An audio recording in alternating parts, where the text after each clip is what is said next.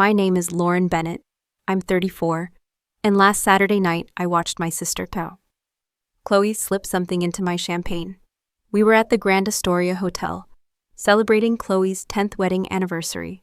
The ballroom sparkled with golden chandeliers and murmurs of admiration. Everything about the night screamed picture perfect. Chloe in her designer gown, her husband, Ethan, smiling politely for endless photos, and our parents, beaming with pride. But behind the music and floral centerpieces, something darker pulsed. I had just stepped away to fix my lipstick. When I returned, I caught a glimpse of Chloe's reflection in the ornate window behind my seat. Her fingers hovered over my glass, then dropped something in. Her smile curled into something I hadn't seen since we were teenagers. Secretive, sinister. My stomach tightened. I didn't hesitate. I swapped my glass with Ethan's the second no one was looking. One small motion, quiet, deliberate, but it would change everything. You see, Chloe and I, we've never had a normal sisterhood.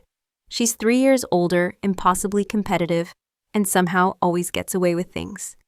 This wasn't the first time she tried to ruin me, but it might be the last. If you've ever been betrayed by family, you know sometimes the people closest to you can hurt you the most. And when that line is crossed, what do? You flip the script, and that's exactly what I did. Growing up with Chloe wasn't just difficult, it was like living next to a ticking time bomb dressed in pearls.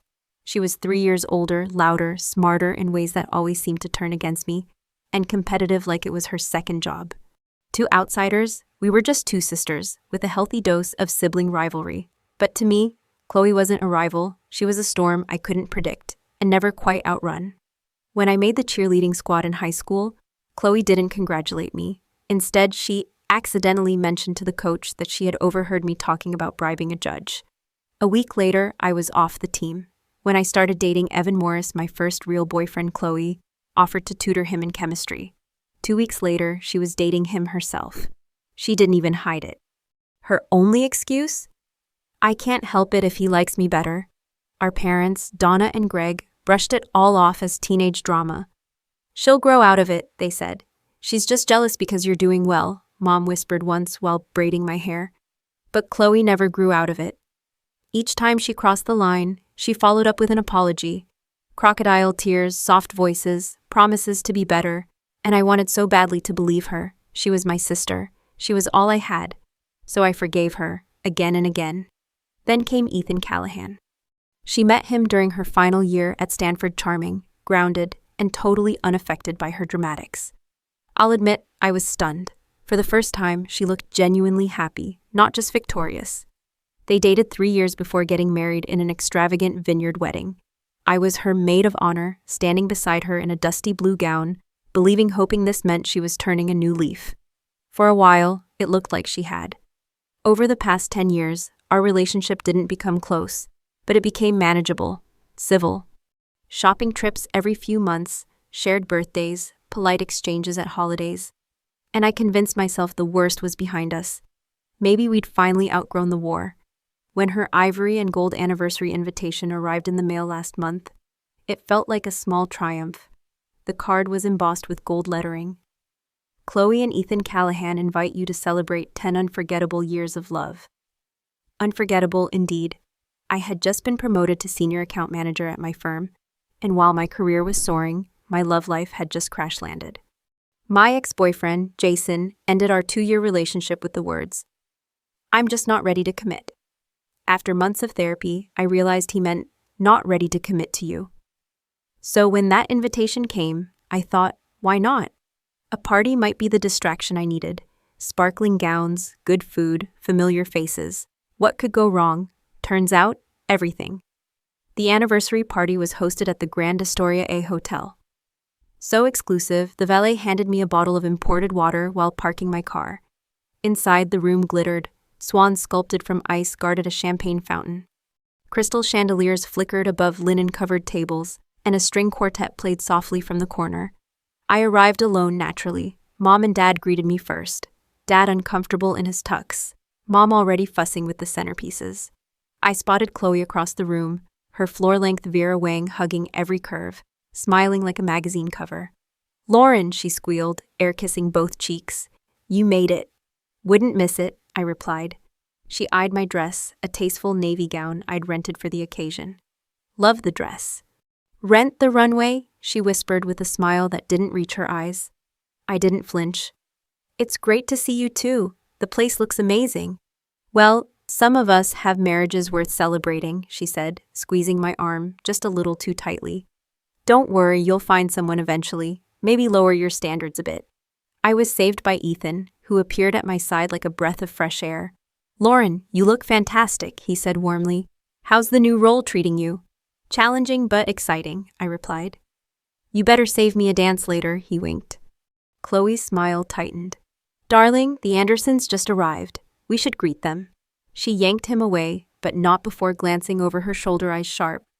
The cocktail hour crawled on. I smiled, nodded, endured backhanded compliments from extended family. Chloe's college roommate Bethany said, You're so brave coming alone. My cousin Tyler asked if I was still playing the field. I sipped my wine slowly, eyes scanning the room.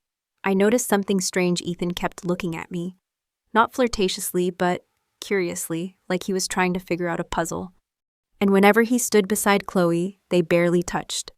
Tense whispers, stiff smiles, stiffened shoulders. During dinner, I wasn't even seated at the family table.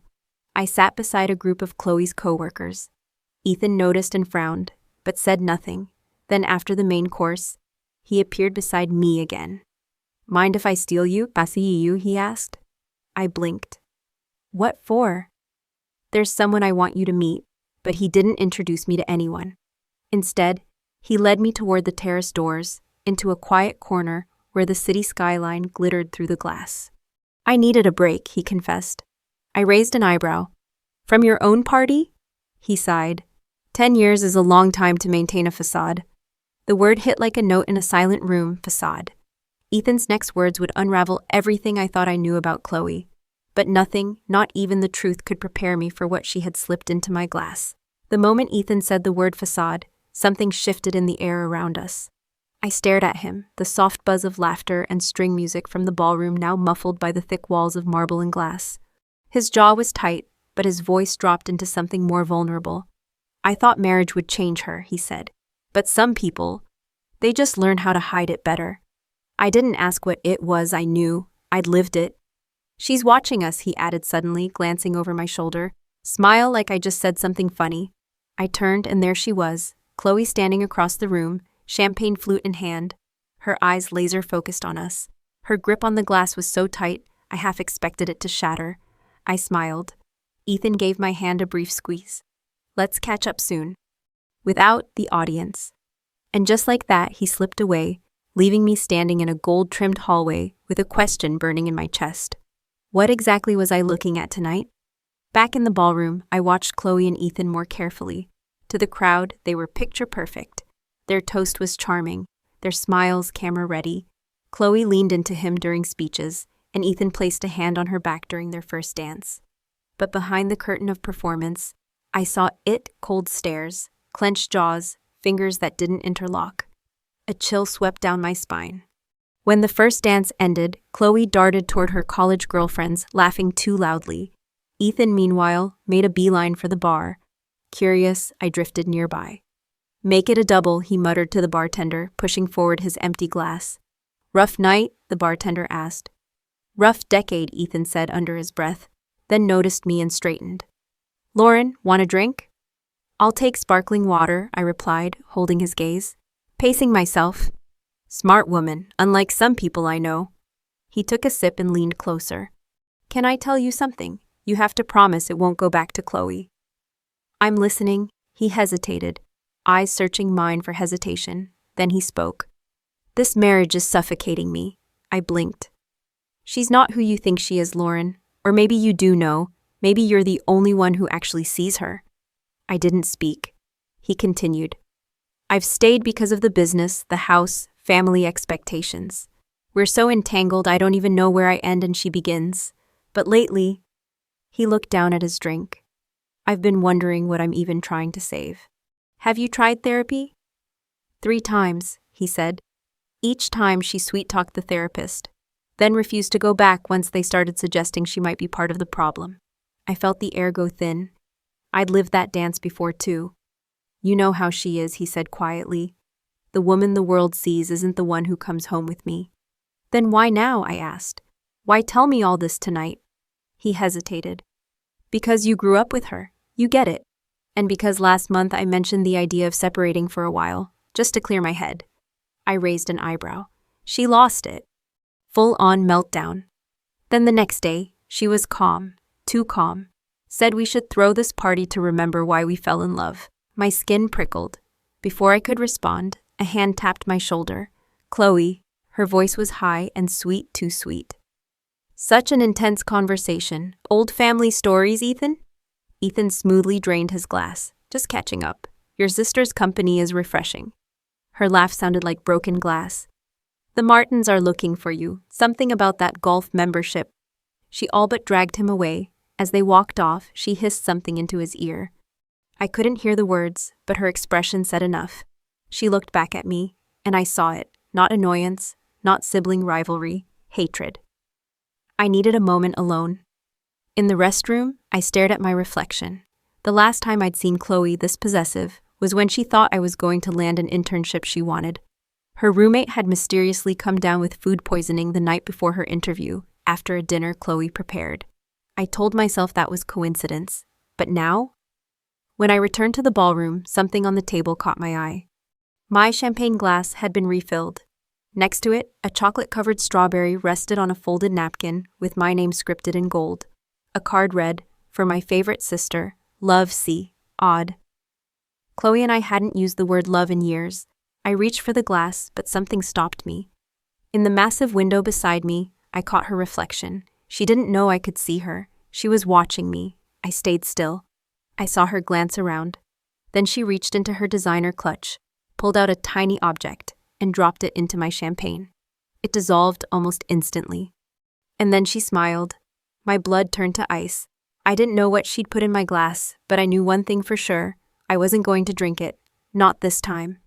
I stared at the champagne flute on the table, the one Chloe had just laced with something I couldn't identify. The soft fizzing had already stopped. Whatever it was had dissolved completely, vanishing into the pale gold bubbles. My fingers hovered just inches from the stem. The card beside it, "For my favorite sister," felt like a final insult.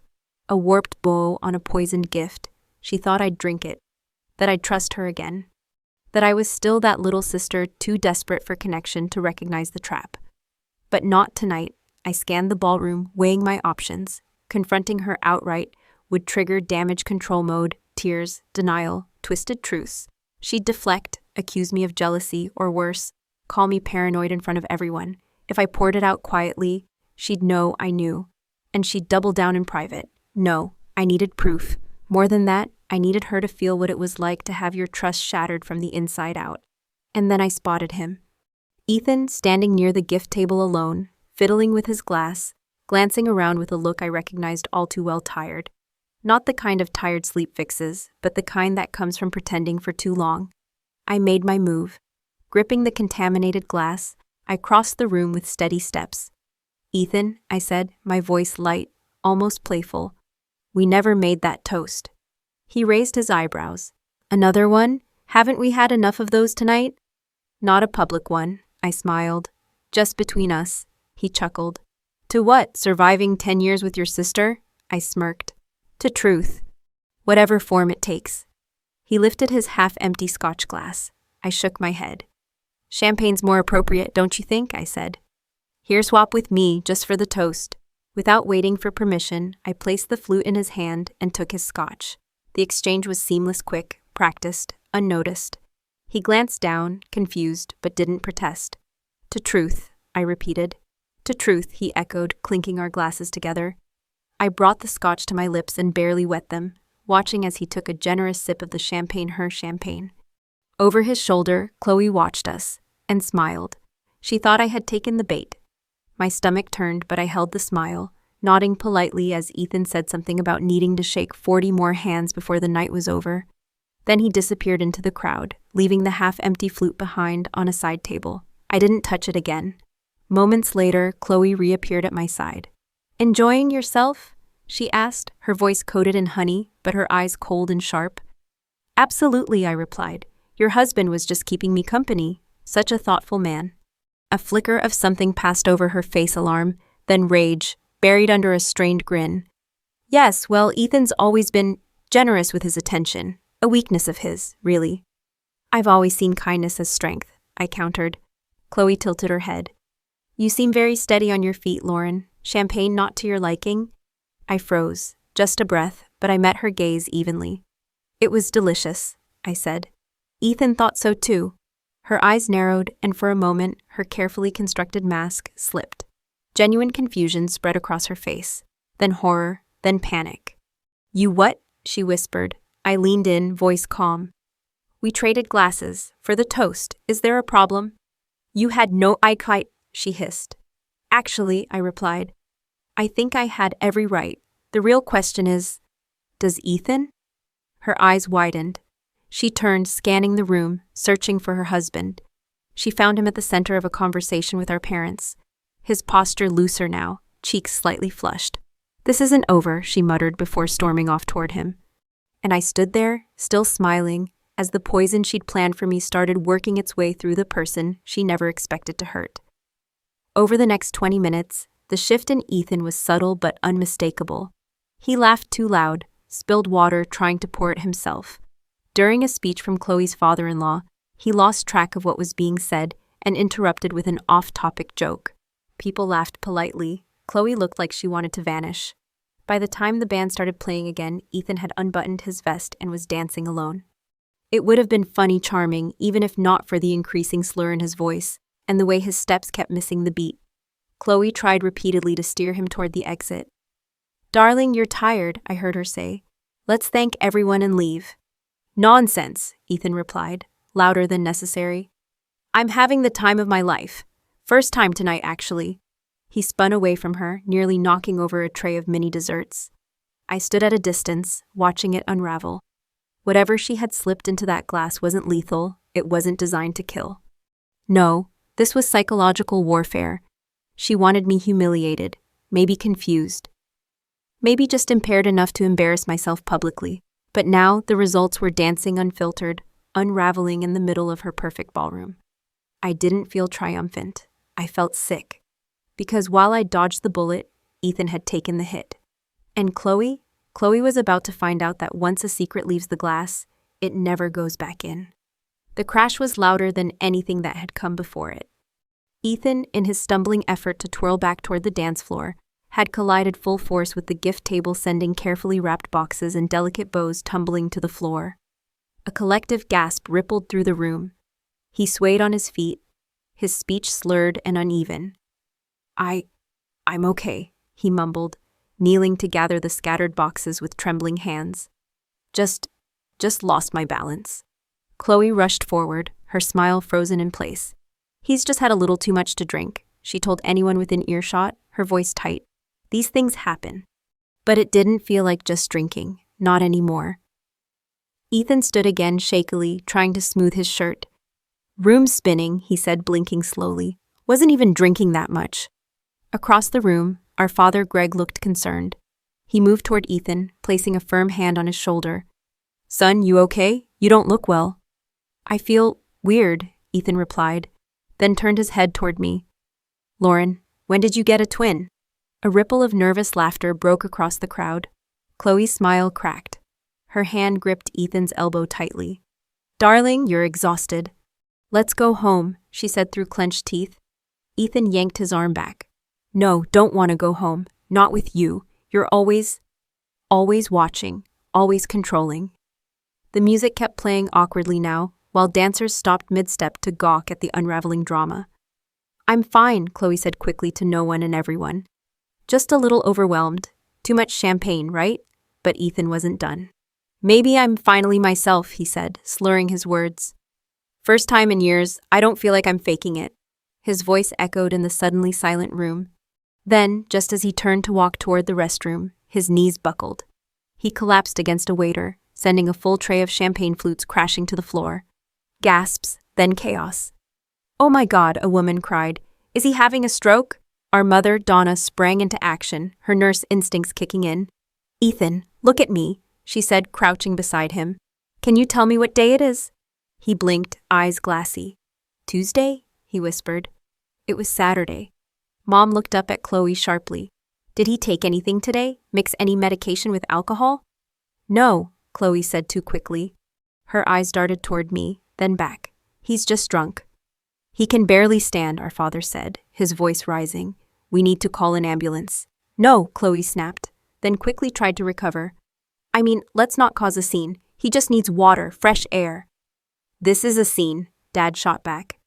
As they argued, I knelt beside Ethan. His head rested against the wall, his breathing shallow. Ethan, I said gently, did you drink anything besides the usual tonight? Anything that felt off? He blinked again. Just that champagne with you. After that, it all got weird. Before I could respond, Chloe practically shoved me aside. Stop interrogating him, she snapped. You're making it worse. Actually, the paramedics will need to know what's in his system, I replied calmly. Her face drained of color. By then, the hotel manager had arrived, quietly informing us that emergency services were on the way. 2 waiters helped carry Ethan to a nearby conference room, away from the curious stares of the remaining guests. The party was officially over. Inside the private room, the silence was heavy. My parents stood by Ethan, who slumped in a chair, dazed. Chloe stood at a distance, arms folded. Dad turned to her. What's going on, Chloe? Why are you acting like you know something we don't? Chloe glanced at me, then back at Dad. She drugged my drink, I said before she could speak. I saw her do it in the reflection of the window. Dad's head snapped toward Chloe. You what? I didn't know what it was, I continued. So I switched glasses with Ethan. Chloe let out a soft gasp. You switched them? Mom's voice trembled. Chloe, what did you put in her drink? Chloe's composure crumbled. It was just 1 Ativan, she whispered. It's prescribed to me. I just thought it might help her relax. She's been tense. You drugged your sister, Dad roared. And you let Ethan drink it? Mom added, horrified. I didn't mean for him to take it, Chloe cried, tears streaming now. I didn't think. But you meant for me to take it, I said, without my knowledge, mixed with alcohol. By the time paramedics arrived, Ethan was struggling to remain conscious. They checked his vitals, then asked if he could have consumed anything beyond alcohol. I spoke before Chloe could answer. Yes, a sedative, possibly Ativan. The female paramedic's eyes darkened. That can be extremely dangerous when mixed with alcohol. He'll be okay, right? Mom asked, panic flaring in her voice. Most likely, the paramedic replied. But we need to get him to the hospital for observation. This combination can cause respiratory depression, among other things. As they strapped Ethan to a stretcher, he reached for my hand. Thank you, he whispered, for seeing the truth. And in that moment, I realized what Chloe had done wasn't just a jealous impulse or a petty prank. It was premeditated. It was betrayal. And it could have killed someone. The waiting room at Fairview General Hospital was a harsh contrast to the ballroom just hours earlier. Gone were the chandeliers and the champagne.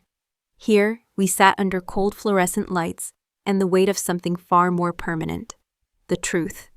Dad paced the floor restlessly. Mom sat rigid in the plastic chair beside me, hands clasped in her lap. Chloe sat across from us, mascara streaking down her cheeks. Her once elegant dress now wrinkled and clinging like shame. Ethan was in treatment. The paramedics had rushed him to the ER moments after arriving, citing low responsiveness and slurred cognition. One of them had pulled me aside. Was the sedative administered intentionally? He asked, clipboard in hand. Yes, I said without flinching. His jaw tightened. That's potentially a criminal offense. We'll have to notify the authorities. I simply nodded. Now in the sterile room, the silence between us buzzed with everything unsaid. I still can't believe this, Mom finally said. Her voice was barely a whisper. Both of you, my daughters. I didn't drug anyone, I reminded her gently. No, Dad replied, pausing in his pacing. But you gave the drink to Ethan. I had to know what she'd done, I said, my voice quiet but firm. I couldn't drink it. I didn't know if it would knock me out or just make me look crazy. But I knew she wouldn't admit it. So you used Ethan? Mom asked. As a test? The question hit me harder than I expected. Because somewhere inside, I knew the answer wasn't simple. I didn't mean for him to get hurt, I said, but I also knew if he drank it and something happened, it would expose the truth. Before either of them could respond, a doctor entered the room in scrubs. Family of Ethan Callahan? We all stood. He's stable, the doctor said, offering a reassuring nod. We've administered fluids and are monitoring his vitals. The combination of lorazepam and alcohol could have been far more serious, but fortunately the dosage wasn't high enough to cause respiratory failure. We exhaled as one. When can he go home? Dad asked. We'll keep him overnight for observation, standard protocol. He should recover fully. But, the doctor's voice lowered. Hospital policy requires us to report suspected intentional drugging to local authorities. We've contacted the police. Of course, Dad said grimly. The doctor left. And for a moment, no one spoke. Then Chloe stood slowly, her voice cracked. He's resting, I saw him. We turned to look at her. She looked smaller somehow, like the weight of what she'd done had finally begun to settle on her shoulders. I didn't mean for this to happen, she murmured. But it did happen, I said flatly. You drugged my drink, Chloe. That's not something you can cry your way out of this time. She turned to our parents. I didn't plan to hurt Ethan. I saw the way he looked at Lauren, the way he talked to her, like he used to talk to me. And something inside me snapped. I didn't even think it would be dangerous. It was just one pill. Dad rubbed his face in both hands. One pill that nearly sent him into respiratory failure. I just wanted her to say something embarrassing, Chloe continued. Lose control a little. I wanted people to stop thinking she was so perfect. Mom sat forward, voice soft. Perfect? Chloe, do you really believe that's how anyone sees Lauren? You all do, she spat. It's always been poor sweet Lauren, the victim of big bad Chloe. She's always been everyone's favorite. That's not true, Dad said. We've made mistakes with both of you. But this isn't about being jealous of a dress or a job anymore. This is about control, about hurting someone you claim to love. Before Chloe could respond, a uniformed officer stepped into the room. Evening, I'm Officer Durant. I understand there was an incident involving a sedative. We'll need to collect statements from everyone involved. We were each interviewed in a small consultation room just off the hallway. When it was my turn, I told him everything. The reflection in the window, the switch, Ethan drinking the champagne, the aftermath. He took notes methodically, face unreadable. Will she be charged? I asked finally. That depends, he replied, primarily on whether Mr. Callahan wishes to press charges. Administering a controlled substance without consent is a serious offense. When I returned to the waiting area, Dad was seated again, staring at the floor. Chloe sat alone now, our mother standing several feet away, arms crossed tightly. A nurse entered quietly. Mr. Callahan is awake. He's asking for Lauren. Chloe shot up. He's asking for her? The nurse didn't flinch. Yes, he specifically requested privacy. I didn't look at Chloe as I followed the nurse down the hallway. Inside Ethan's room, the atmosphere was hushed. He lay propped up against pillows, IV tubing in his arm, his complexion pale, but his eyes clearer than they'd been all evening. Hey there, I said softly. He tried to smile. Some party, huh? I pulled a chair to his bedside. I'm sorry, Ethan. I never meant for this to happen to you. He shook his head. You did what she never thought you would. You saw her for what she really is. And you did something about it. I swallowed hard. They said you don't want to press charges. I don't, he said, but I am leaving her. The weight of those words was heavier than I expected. I've been keeping a journal. Recordings, notes from therapy. I've been documenting everything for 2 years. The gaslighting, the manipulation, the control. Tonight just confirmed what I already knew. He looked me straight in the eye. She crossed a line that can't be uncrossed. Exactly 1 week after the anniversary disaster, our family gathered again this time, not in a ballroom, but in the formal dining room of my parents' house. The invitation came in the form of a phone call from my father, not a suggestion, a summons. Sunday, 2 o'clock, everyone will be there. We're going to talk about what happened, no excuses. When I pulled into the driveway, childhood memories filtered through my windshield: birthday parties, backyard barbecues, winter mornings around the fire. This house had seen laughter, tears, sibling squabbles, but never anything like this. Mom answered the door and pulled me into a long, tight hug. Your father's already in the dining room, she said. Chloe's here too? Of course she was. I walked in slowly, the tension wrapping around my shoulders like a wool coat in summer.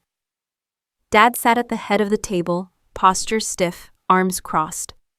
Chloe sat to his right. Her usual armor designer outfit, perfect blowout, curated confidence was gone. She wore jeans and a gray cardigan, hair tied back. She looked smaller, worn thin. An untouched glass of water sat in front of her. I took my place across from her. Mom joined us, completing the four-corner frame of what was now our fractured family. Dad cleared his throat, his voice low but unyielding. In my years, I've taught conflict resolution to hundreds of students, counseled couples through affairs and addiction. But I never thought I'd be sitting at this table, our table mediating between my own daughters over something like this. Neither of us spoke. He turned to Chloe. What you did was not only dangerous, it was deeply disturbing. You drugged your sister's drink. I need to understand why. Chloe stared down at her hands. Her voice, when it came, was barely audible. I don't have a good explanation. Try, Mom said, gentle but firm. Chloe took a deep breath. I've always felt like I had to fight for everything, for attention, for approval, for love. It always seemed to come easier to Lauren. I opened my mouth to protest, but Dad silenced me with a glance. Chloe continued. When I saw Ethan talking to her, so comfortably, so effortlessly, it triggered something in me. I felt invisible, replaceable. So your response, Dad said, voice heavy, was to slip a sedative into your sister's drink? I didn't think it would hurt her. Just make her a little off, embarrass her, knock her down a peg. And what if she had driven home, or collapsed? Mom added. You didn't think that far? No, Chloe whispered, a tear sliding down her cheek. I wasn't thinking at all. She looked at me finally. What I did was unforgivable, Lauren. I know that. I've spent my entire life resenting you, competing with you, instead of just loving you. For a long time, I said nothing. I stared at her, not the woman who'd sabotaged my teen years or poisoned a drink, but the girl underneath, the one who never figured out how to feel enough. I appreciate your apology, I said slowly. But words won't fix this, not anymore. You could have seriously hurt me. You did hurt Ethan. She nodded, eyes filled with regret. I know. I've been seeing a therapist every day since that night. She thinks I might have borderline personality disorder, with narcissistic traits. Silence. Then Dad spoke. That might explain your behavior, but it doesn't excuse it. I understand, Chloe said. I'm not asking for excuses. I'm asking for help. She turned to me again. Ethan's not speaking to me. His lawyer filed for legal separation 2 days ago. I've lost everything. My stomach turned. I knew Ethan had moved out, but to hear it confirmed, so formally, Ethan told me this wasn't the first time, I said quietly, that there's been a pattern of emotional abuse in your marriage for years. Chloe flinched but didn't deny it. I guess I never saw it as abuse, she admitted. But yeah, I controlled him. I manipulated. I thought I was protecting our image. I didn't want to lose him the way I've lost everyone else. You didn't lose us, Mom said gently, but you pushed us away. The conversation that followed was long, raw, and exhausting.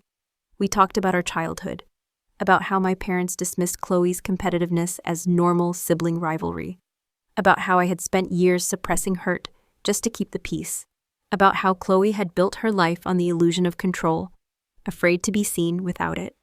As the afternoon sun dipped low, casting golden light across the dining table, I finally asked the question that had been sitting on my chest all week. Where do we go from here? Dad leaned back in his chair, his face lined with fatigue. That depends on both of you, but especially you two. Chloe looked at me, eyes vulnerable, voice small. I want to rebuild something with you, Lauren. Even if it's not the same, even if it takes time. I took a long breath. I can't pretend this never happened, I said, and I can't trust you again overnight. She nodded. I wouldn't ask you to. But I am willing, I said slowly, to try family therapy, with you, to see if anything can be salvaged. Her shoulders sagged in relief. Thank you, she whispered. That's more than I deserve. It's not about deserving, I said, echoing the truth I was finally learning. It's about choosing to stop the cycle before it becomes permanent. 6 months passed before Chloe and I met alone again. We'd seen each other plenty at family therapy, at my parents' house, even occasionally texting, but always with buffers, structure, guardrails. This meeting was different. It was her idea. A quiet cafe downtown. Neutral ground, no expectations, no fireworks. I arrived first. Chloe was already seated in the far corner, a steaming cup of tea in front of her, dressed in jeans and a soft, oversized sweater. No designer labels, no high-gloss presentation, just her. She looked up when I approached. "Thank you for coming," she said. I sat down, studying her face. She looked lighter, still carrying sadness, but different now, more honest. I wasn't sure I would, I admitted. Therapy with mom and dad is one thing, but this, it feels more real. "I get that," she said, nodding. "My therapist talks a lot about truth, how it's supposed to feel uncomfortable." She stirred her tea absently. "The past 6 months have been the hardest of my life." I didn't interrupt. She wasn't looking for comfort, just space. "I finally got the official diagnosis. Borderline personality disorder," she said. "Explains the emotional swings, the fear of abandonment, the black and white thinking. I've been doing DBT twice a week, medication for anxiety, journaling." I was surprised by how methodical she sounded, almost clinical. But behind her words was a woman clawing her way back from a lifetime of denial. "And Ethan?" I asked gently. Her face shifted, sad, but accepting. "Finalized last month. He was generous, more than fair with the settlement. We sold the house, split the business assets, clean break." I hesitated. "Do you still talk?" She shook her head. "Only through his lawyer, by his choice, and I respect that now." She paused, then looked me in the eye. "I know he's seeing someone new," I nodded. "We still check in, coffee every few weeks." To my surprise, Chloe didn't react with jealousy, only quiet reflection. "I'm glad he has someone who understands what he went through." It was the first time I'd ever heard her speak about someone else's happiness without measuring it against her own. "What about you?" she asked. "Mom said you're dating someone?" I smiled. "Early stages. His name is Daniel. Elementary school principal. Very stable." Chloe laughed softly. "Stable is underrated. He's kind, emotionally available, honest, no games." She nodded. "You deserve that." Her sincerity caught me off guard. There had been times, entire years, when any compliment from Chloe felt like a setup. But this felt real. "I've been thinking a lot about that night," she said after a pause. "The anniversary." I waited. "I've spent so much time trying to understand how I got there. What kind of person drugs her own sister?" Her voice cracked.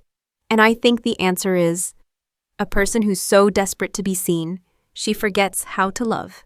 I looked at her, truly looked. "The irony," she said, eyes glistening, "is that by trying to control everything and everyone around me, I lost the two people I loved most, Ethan and you." I didn't reach for her hand, but I leaned forward, the space between us smaller than before. "You're doing the work," I said quietly. "That counts. I know I may never fully deserve forgiveness." "Forgiveness isn't about deserving," I replied. "It's a choice I'll make. For myself, for peace." Chloe exhaled. A weight lifted even without a resolution. "There's something else," she added, hesitating. "I've been offered a job. In Seattle." My brows lifted. "Therapist thinks a new environment might help me break patterns. Start fresh. Virtual sessions can continue. And I think some distance might be healthy." I considered this. "It might be the best thing for you." "I'm not running away, Lauren. I'm trying to be responsible this time. With my healing, with the people I've hurt." There was an honesty in her words that would have felt manipulative once. But not now. She'd changed, or at the very least, she was trying to. "When would you leave?" "Next month, if I accept." She fidgeted with her cup. "I wanted to tell you in person. I didn't want you to hear it from Mom or through a forwarded email." I nodded slowly. "I think it could be good for you. Space for you, for us." Relief flickered across her face. As we finished our drinks and walked outside, she hesitated on the sidewalk. "Would it be okay if I hugged you?" she asked. It wasn't the hug that mattered, it was the question, the respect, the caution. I nodded. She pulled me in briefly, no tears, no theatrics, just a quiet, necessary moment. "Take care of yourself, Chloe." "You too, Lauren. I'll keep in touch if that's okay." "One step at a time," I replied honestly. As I drove home, I realized something profound. That night, the one that shattered everything, had also opened a door. Not to reconciliation, not yet, but to truth. And through truth, maybe one day, healing. Chloe was no longer the villain of my story. She was a wounded person who had done terrible things, but she wasn't beyond hope. And I was finally done drinking from poisoned cups, literal or metaphorical. When family hurts, but healing begins. Sometimes the deepest wounds don't come from strangers. They come from the people who know us best. This story wasn't just about a poisoned glass. It was about boundaries long overdue. About recognizing that love without respect is just control in disguise. And about how, even after betrayal, healing is still possible, but only when we face the truth. Lauren's decision to act, rather than remain silent, did more than expose a dangerous act. It shattered a lifetime of false peace and forced everyone to confront what had been broken for years. And in that painful truth, something rare emerged. The possibility of real change. You don't need to stay quiet to keep the family together. You don't need to carry pain just because it came wrapped in the word love. Speak up, set boundaries, and know this: choosing yourself is not selfish, it's survival. Have you ever had to choose peace over people in your own family? Have you experienced betrayal that made you reevaluate everything? Share your story in the comments. We read everyone. If this story touched you, consider subscribing. Every week, we bring you raw, powerful stories about family, betrayal, and the quiet strength it takes to heal. Hit the talk subscribe button. Leave a comment below, because someone out there needs to hear. You're not alone. Thank you for watching. And remember, sometimes healing begins the moment we stop pretending everything's okay.